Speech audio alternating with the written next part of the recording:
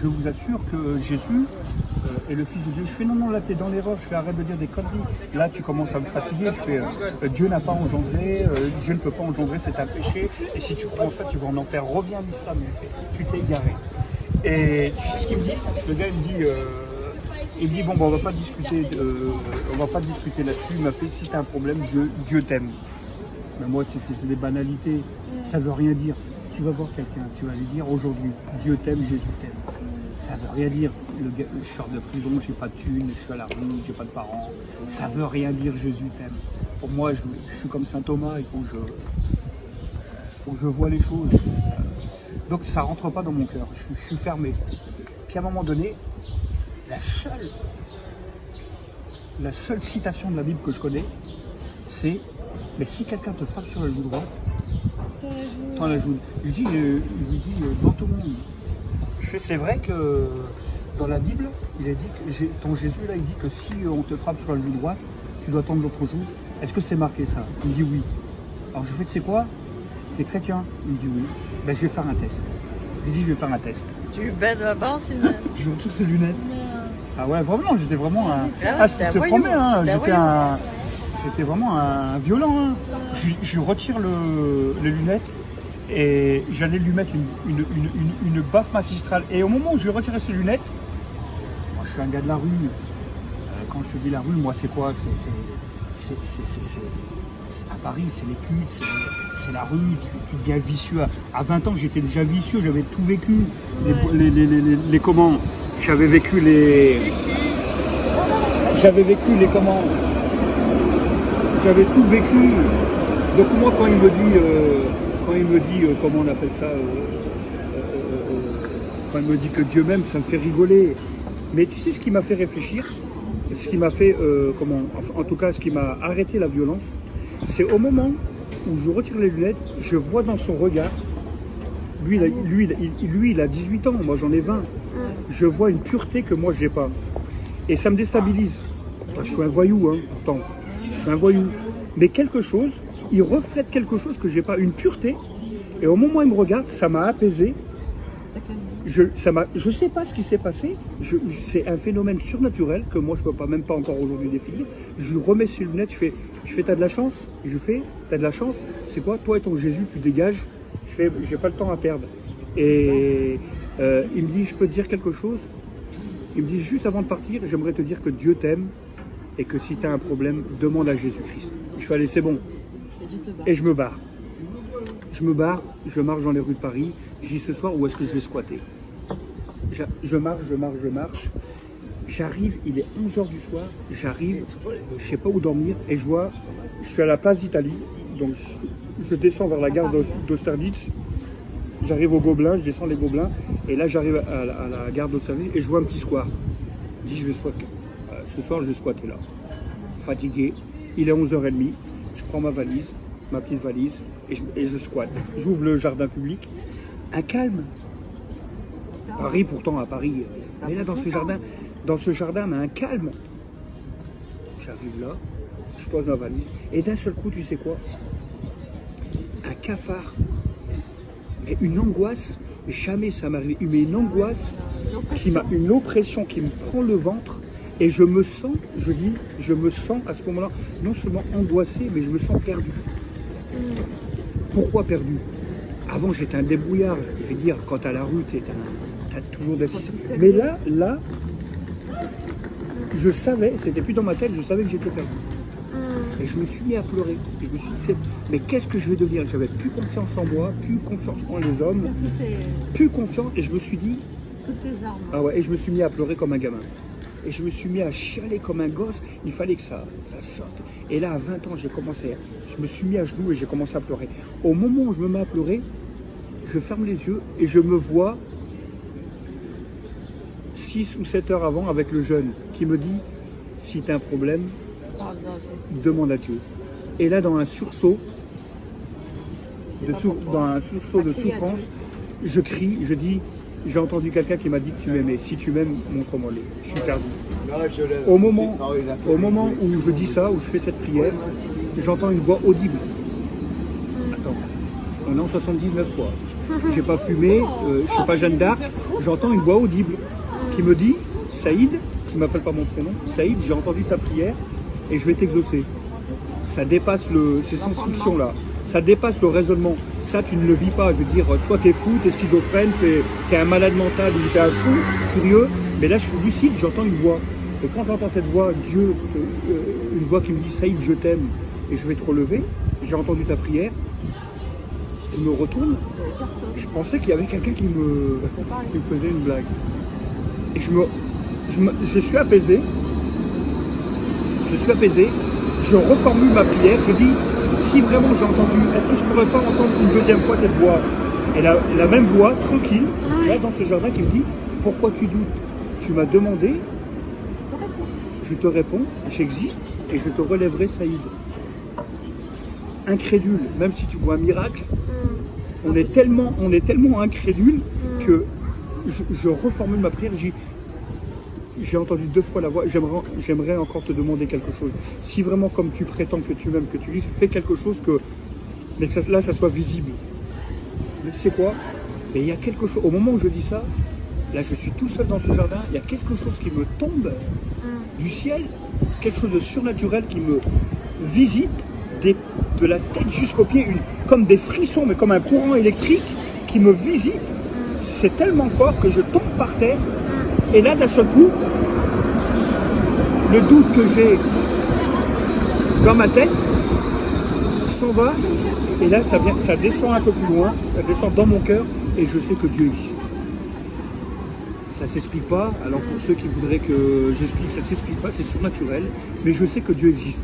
Mais je dis, mais alors, si Dieu existe, c'est différent. J'ai toujours rien, je suis à la rue, hein, pas de parents, je suis toujours à la rue. Mais j'ai une paix.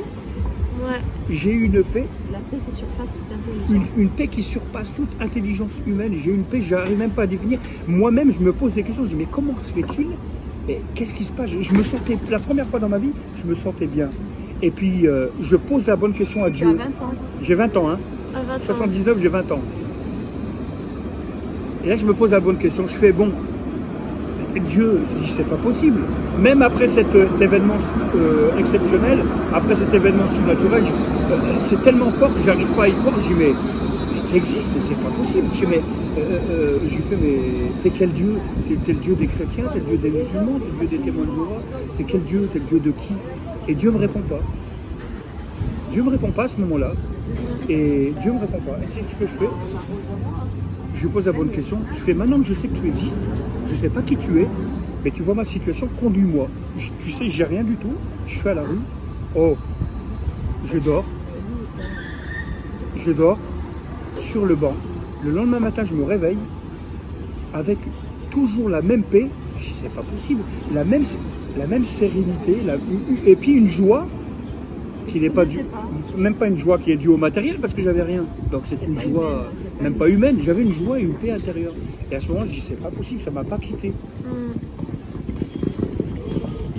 Et je suis en train de réfléchir à tout ce qui m'arrive. Et je me suis dit, comme j'avais pas d'argent, je me suis dit, bon, il y avait une petite fontaine, je me suis dit, je vais me laver là, à la fontaine. Et après, je vais aller en direction de la gare du Nord, je vais aller faire la Manche.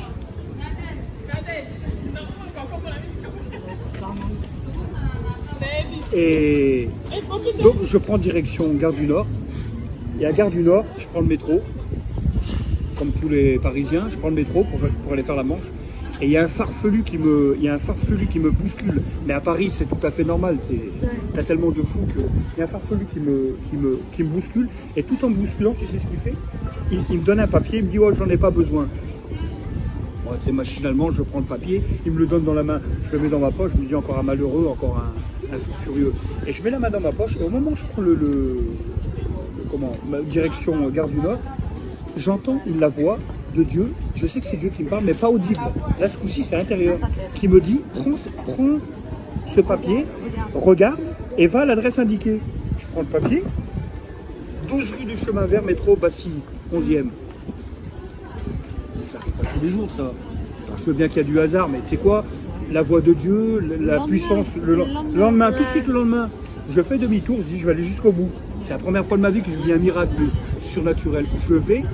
Je frappe, je suis maigre, agressive, Je frappe, j'attends, et il y a un gars qui m'ouvre. Et là, aux surprises, là je vois un arabe, mais vraiment l'arabe, quoi. Moustache, frisé et tout. Hein. Et j'ai 20 ans, lui il en a 50. Et je dis bonjour, je fais t'es qui Donc je fais t'es qui Il me dit moi monsieur, il me dit jeune homme, non, il me dit jeune homme, moi je suis Pierre Mokhtar. Pierre Mokhtar, il me dit je suis pasteur. Je comprends pas, je dis vous faites erreur. Ouais.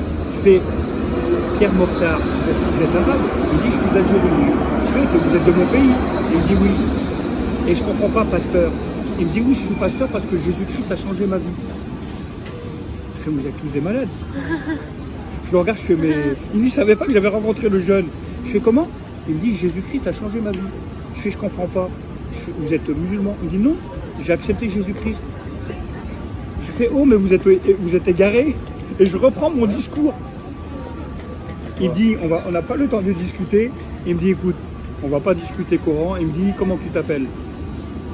Je m'appelle Saïd. Il me dit Saïd. Il dit ici on aide les sortants de prison, les indigents, les gens de la rue et tout ça. Est-ce que c'est ton cas? Je réponds pas. Parce que pourquoi? Je veux pas tomber dans n'importe où, je veux pas tomber n'importe comment. Je le regarde et il me dit est-ce que tu as faim?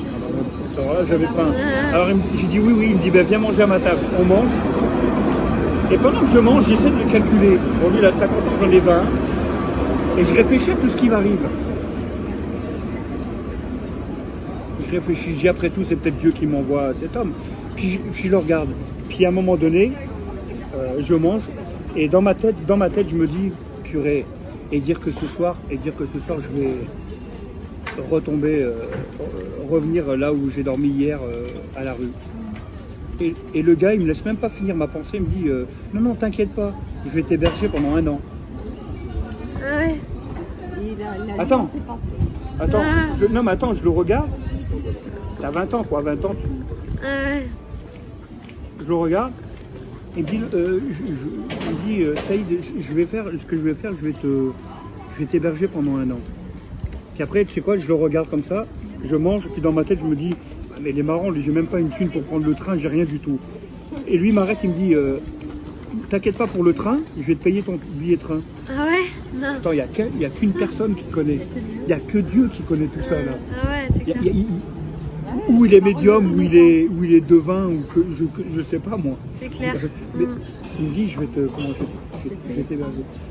Après, je me dis, mince, je fais, ça va être difficile. Et puis après, je le regarde, je fais, mais ça va être difficile pour moi de travailler. J'étais un fainéant. Quand à la rue, tu penses pas travailler. Il me dit, tu sais ce que je vais faire aussi? Dès qu'on va rentrer, on va faire tous tes papiers et et je vais te trouver un travail. Je vais te trouver un travail. Attends, si jamais il t'arrive ça dans ta vie, une fois. Ça y est, tu prends une claque quoi. Non mais là tu dis, bon. Là tu t'assois et tu dis, je veux bien croire au hasard. Mais là, alors là tu sais quoi? Ça fait beaucoup. Donc je le regarde et il me dit, je vais te donner de l'argent et tu vas aller à Gagny-Chénet. Tu vas prendre le train pour Bondy, Gagny-Chénet, et il y aura un éducateur qui t'attend là-bas. Je dis d'accord. Il me donne les sous, il me donne l'argent, je prends le billet de train, je vais à Bondy, je vais là-bas, et il y a un black, c'est un black qui me reçoit, un black chrétien, un pasteur, et il me dit bonjour, il m'a dit, le pasteur Mokhtar m'a téléphoné, c'est vous le prénommé Saïd qui venez? Je dis oui. Et il me voit tellement déglingué par la vie, maigre, sans sourire. Je faisais 40 kilos, 47 kilos. C'était la mort. Il me regarde, il me dit, bon, je vois que vous êtes fatigué. Il me fait, je vois que vous êtes fatigué. Il me fait, je vais vous donner une chambre. On verra pour les modalités demain. Il m'a dit, on s'expliquera demain pour dire un petit peu votre vécu. J'ai dit, d'accord. Oh. Il me donne ma chambre. Tout ce qui m'arrive en une journée, il me donne ma chambre. J'ouvre la chambre, il est quelle heure? Midi et demi. Je rentre dans la chambre. Et là, je vois dans cette chambre, une petite chambre de 10 mètres carrés, je vois une pendule, je vois une petite table, et sur la petite table, je vois marqué la Sainte Bible. Je fais même pas attention, je laisse, je calcule pas. Et d'un seul coup, je me pose, je réfléchis à tout ça et j'entends une voix, la même voix, mais intérieure, qui me dit prends la Bible et lis l'évangile de Matthieu. Ma culture, elle est tellement limitée, je ne sais même pas si Matthieu existe. Moi, l'apôtre Matthieu, l'évangile de Matthieu, je ne connais même pas. Jamais. C'est quoi?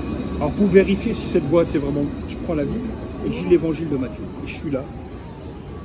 Et je lis, et je lis, et je lis. Au moment où je prends l'évangile, et au moment où je lis l'évangile, je prends la Bible, l'évangile de Matthieu, c'est comme s'il y avait un voile.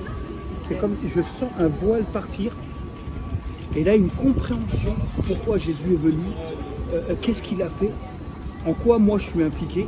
Et je savais que moi j'avais à faire à quelque chose avec lui. C'est comme si Jésus me disait, je te tends la main, aujourd'hui tu peux avoir une nouvelle vie. Ce que les hommes ou toi-même ne peuvent pas te donner, moi je peux te le donner. J'ai qu'une hâte, c'est de finir l'évangile, me mettre à genoux et de dire, j'accepte, moi je veux que tu viennes.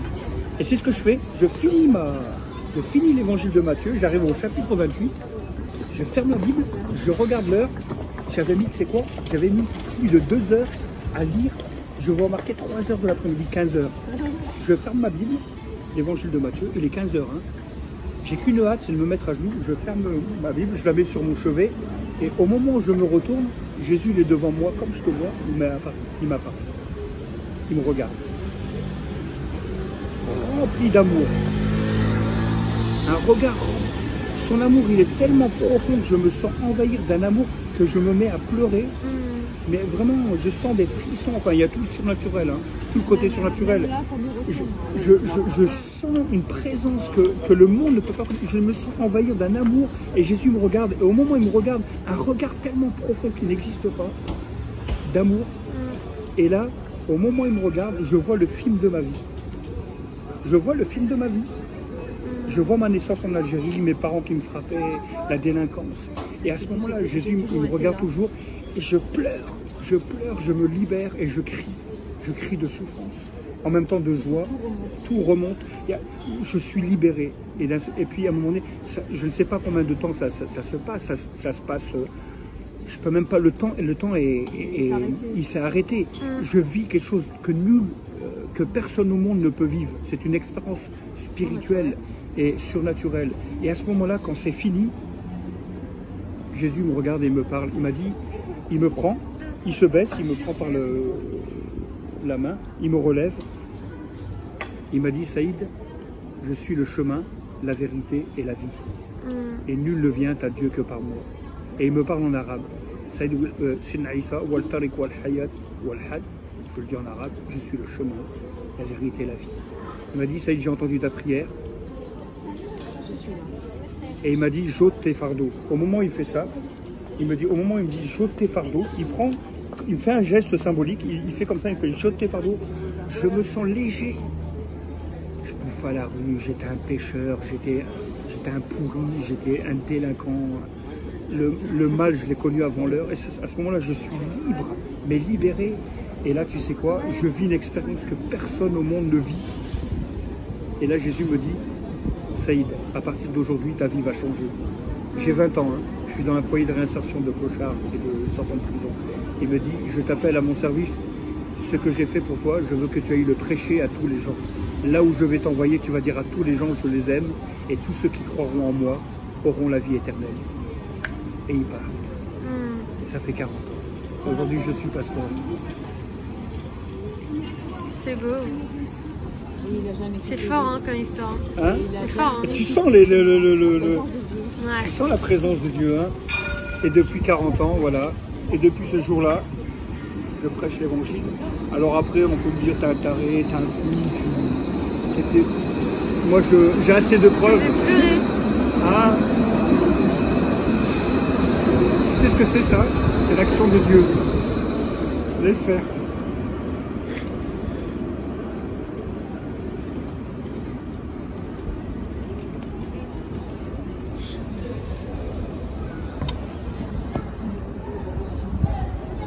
Non, moi ça va.